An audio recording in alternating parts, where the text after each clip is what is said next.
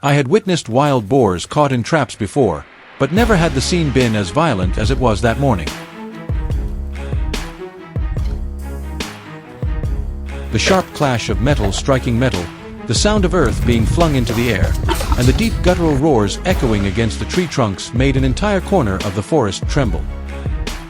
The boars struggled desperately, trying every way to break through the steel traps that had been set in advance. The entire iron structure shook violently as if it might burst apart. And all of it began because something had plowed through the field.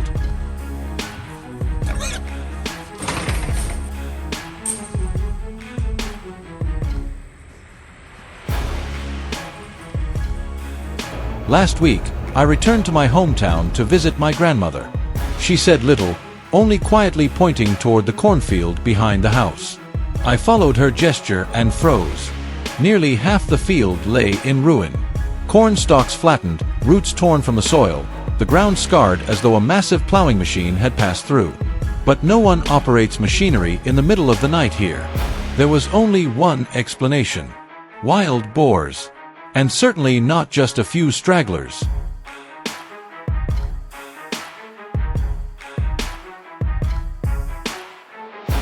The neighbors said the herd had returned for several weeks in a row.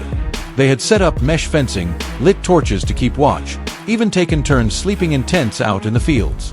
But these boars were no longer wary of humans. They appeared at the deepest hours of the night, destroyed everything within moments, then vanished before dawn. An old hunter in the village told me in a low voice, "This herd has a very clever leader. It guides the others. If we don't stop them soon, the harvest is finished."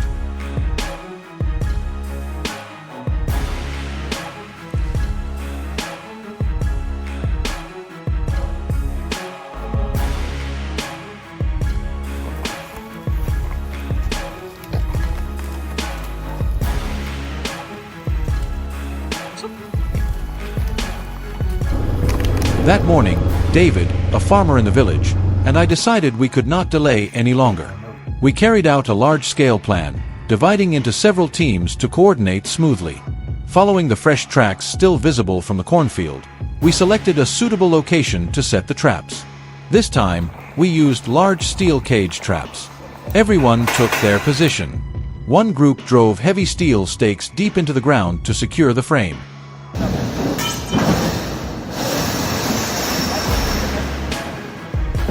Another group carried the pre-welded frames into place.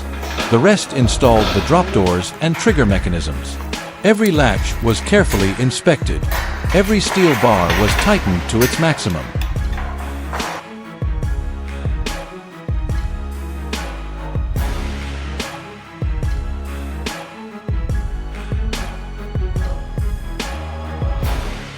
From the outside, it might have seemed simple, but a single loose joint could cause the entire system to fail. When the final trap was completed, the forest suddenly fell into an unusual silence.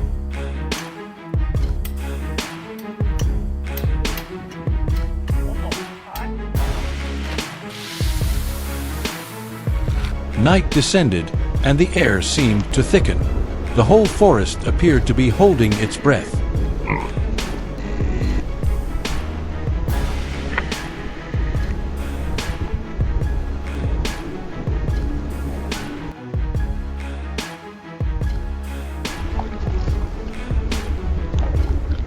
We watched through cameras. Dark shapes emerged one by one, more numerous than I had expected. The herd slowly moved toward the bait placed inside the steel frame, showing no sign of suspicion.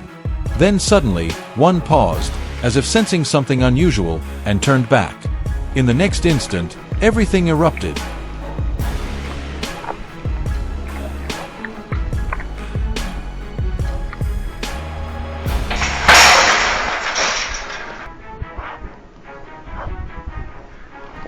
The drop door slammed down with a metallic crash that echoed through the night. My heart pounded. A large group had been secured inside the steel cage. They rammed hard against the bars, sending shockwaves deep into the woods.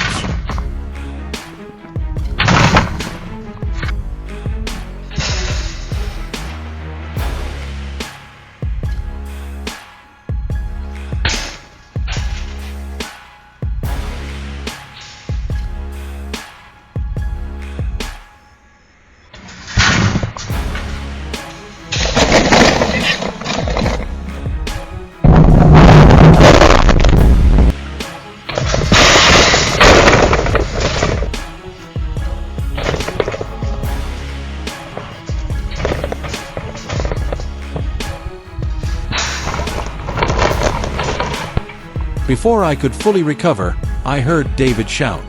I looked at his screen. The trap on his side had also just shut.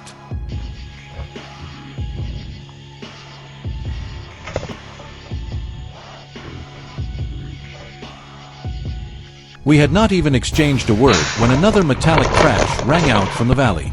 I was almost frozen in place. It was not just one trap activating. The entire system was operating simultaneously.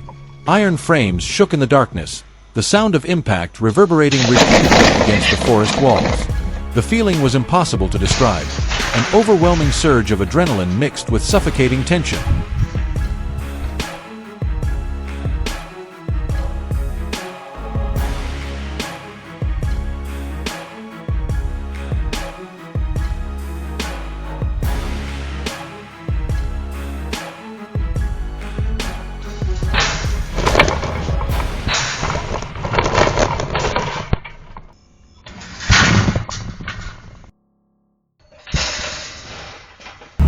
After a long and exhausting night, we returned at first light.